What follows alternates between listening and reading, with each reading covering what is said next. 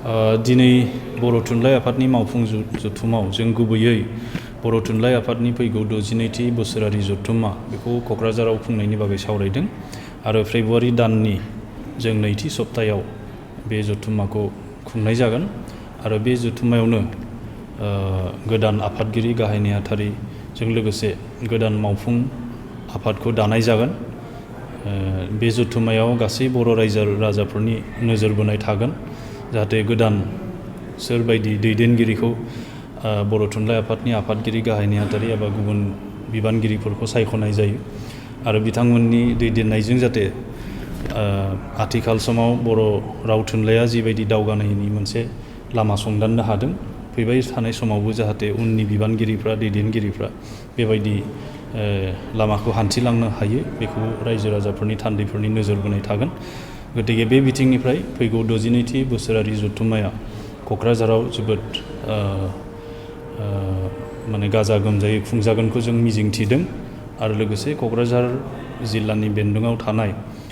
जोंनि बर'नि गासै माहारियारि आफाद गुबुन गुबुन आफाद गौथुम बयनिबो मदद आरो बाहागो लानायखौ जों हांख्रायदों। गुबुन मोनसे थांखिनि गेजेरजों जोङो बर' थुनलाइ आफादनि 70थि जि जोनोम सान 16 नभेम्बर बेखौ जोङो देग्लाय निउ दिल्लीनि गान्धी हिन्दुस्तानी साहित्य सभानि हांख्रायनाय दिल्ली बर' एस'सिएशननि मदद आरो दुलाराय बर' फरायसा आफादनि मददजों जोङो गोदान दिल्लीयाव खुंनायनि थांखि लानाय जादों आरो गान्धी हिन्दुस्तानी साहित्य सभाया बे माने 16 नभेम्बर सानखौ दिल्लीयाव खुंनो थाखाय बिथांमोना हांख्रायनाय लाइजाम जोंनो हरदों आरो बिथांमोननि हांख्रायनायखौ जोङो गनायथि होनानै मान होनानै जोङो देग्लाय 16 नभेम्बरखौ निउ दिल्लीयाव फालिनायनि थांखि लादों आरो गुबुन मोनसे हास्थायनाय जोंहा बेयाव दङ जे गान्धी हिन्दुस्तानी साहित्य सभानि नाजानायजों गोदान दिल्लीयाव बर' थुनलाइ आफादनि बेहाय मोनसे जों मावखुलि गायसननायनि खाबु मोनगोनखौ जों मिजिंथिदों आरो बे बागै सावरायबाय थानाय जादों। बिटिआर सरकाराबो सावरायदों आरो गान्धी हिन्दुस्तानी साहित्य सभा आरो दिल्लीनि माखासे रोंगोसा सुबुंफोरा बेहाय मोनसे रिसार्च जार्नेल बोसोरफ्रोमबो फोसावो। देग्लायनिफ्राय बेहाय बर' रावाबो जायगा मोनगोनखौ माने गान्धी हिन्दुस्तानी साहित्य सभाया जोंनो मिथिसार होदों आरो गोदान दिल्ली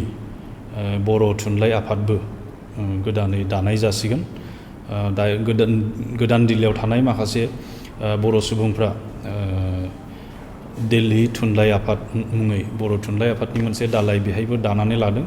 दा बिनि गनायथिनि थाखाय मिरु आफादनिसिम आर'जलाइ हरदों बेखौ जों थान्दै जथुमाव गनायथि होनायनि उनाव जोंनि बर' थुनलाइ आफादनि मोनसे आफादाबो गोदान दिल्लीयाव गोदान महर मोनसिगोन।